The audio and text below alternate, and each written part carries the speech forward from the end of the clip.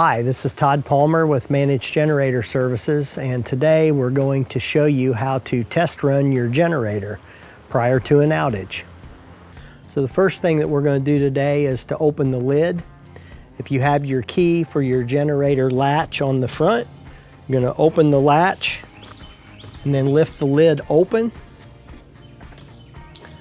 The first thing that we're going to do is check the oil. Just like in our car, we check the oil to make sure that we have enough oil for the generator to run in case of an outage.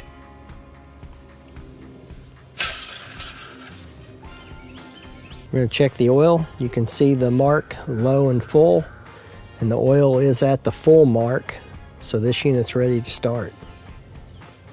The next thing that we're going to check is we're going to look and to make sure that our circuit breaker is in the on position.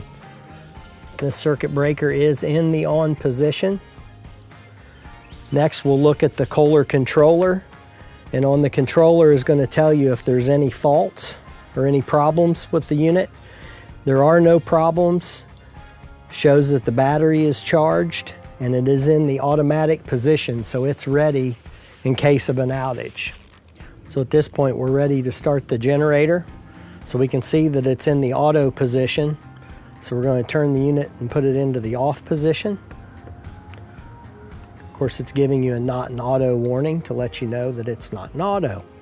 And now we're ready to start it. We'll press the run button and it should start.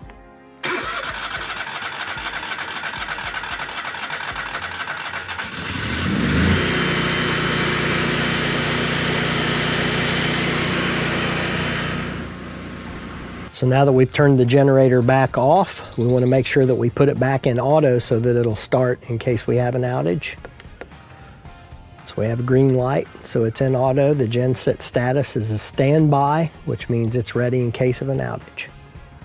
To learn more about generators, repairs, to learn more about how to operate your generator and how to test it safely, reach out to us via phone or find us on the web at mgsllc.com.